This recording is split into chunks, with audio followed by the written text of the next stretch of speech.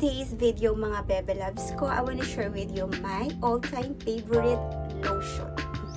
Yes, all-time favorite lotion ko to kasi guys, kapag gumagamit ako ng ibang lotion, bumabalik talaga ako dito. Nagbabalik loob ako. Sabi, ang ganda lang ng huni ng iba. Naririnig ko ba yan? So, ito na nga yan mga bebs ko. Itong Avani Perfume Whitening Lotion. Meron siyang dalawang variant. Meron siyang papaya turmeric and meron naman siyang carrot peach. Ito yung favorite ko, yung carrot peach niya. Kung mahilig kayo sa mga sweet scent, yung mga mababangong scent, ito yung marirecommend ko sa inyo mga bebs ko, itong carrot peach. Ayan. Sobrang favorite ko to kasi, alam niyo yun, yung kapag naglo-lotion pa lang kayo, parang nagpa-perfume na kayo. And at the same time, meron din tong 3 times whitening. Alam niyo naman yung mga Avani. Pagdating sa mga whitening lotion, sila talaga yung isa sa mga talagang trusted brand natin. Trusted brand ko to kasi parang dalaga pa lang ako, guys. Yung parang nagtatrabaho na ako. Yung mga ilang year, bagong nagtatrabaho pa lang ako.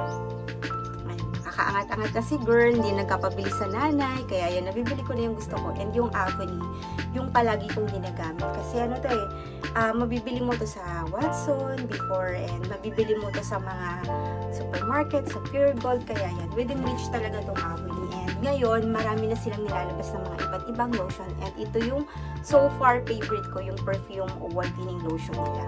So ito, merong papaya turmeric. Yung papaya turmeric, yung whitening ingredients niya is yung Arbutin. While yung isa na, while yung naman, yung carrot peach, yung whitening naman niya, yung whitening ingredients niya is yung glutathione. Itong same na to, itong dalawang variant nito, ang ganda lang kasi zero paraben siya, tapos zero alcohol, and hindi siya sticky. Yung feeling niya na sticky, yung mga lagi yung ano bang tawag dito?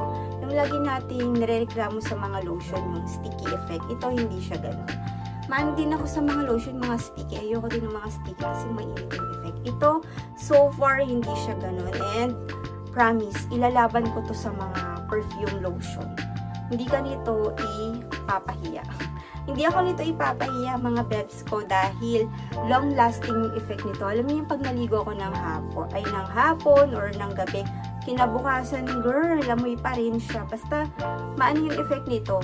Mahaba yung effect ng amoy niya. Bango-bango lang. Basta ang sweet ng amoy niya. Basta kung mahilig kayo, guys, sa mga sweet scent, yung mga mababango, go nyo na to. Yung gusto nyo, mabango na kayo, lotion pala.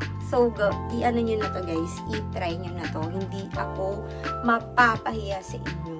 So, ilalagay ko mga bebs ko yung link dyan, just in case na gusto po nyo mag-further. So, that's it for our quick video, mga bebe loves ko, and I hope to see you again on my next vlog. Bye for now.